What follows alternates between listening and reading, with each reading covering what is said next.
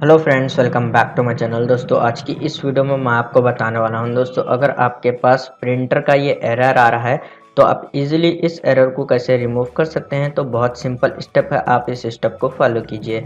सबसे पहले आपको जो है रन कमांड ओपन करना है। आप शॉर्टकट की का यूज़ कर सकते हैं। विंडोज़ की प्रेस करते हुए आपको आर प्रेस कर देना है। फिर आपको यहाँ पर इस तरीके से टाइप कर कर ओके के ऊपर क्लिक कर देना है। उसके बाद आपको यहाँ पर रजिस्ट्री के सर्च में यहाँ पर ये ऑल टेक्स्ट को डिलीट कीजिए पहले। उसके बाद आप यहाँ पर ये टेक्स्ट को जो है पेस्ट कीजिए। उसके बाद आपको इंटर प्रेस कर देना है।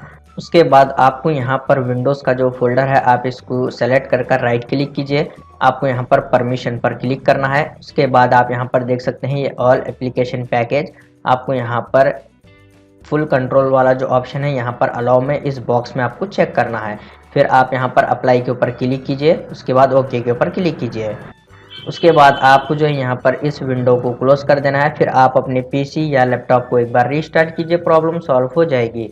तो गाइज, इस तरीके से आप इजीली प्रॉब्लम सॉल्व कर सकते हैं। उम्मीद है आपको ये वीडियो पसंद आया तो प्लीज़ लाइक कर देना और चैनल को सब्सक्राइब कर देना।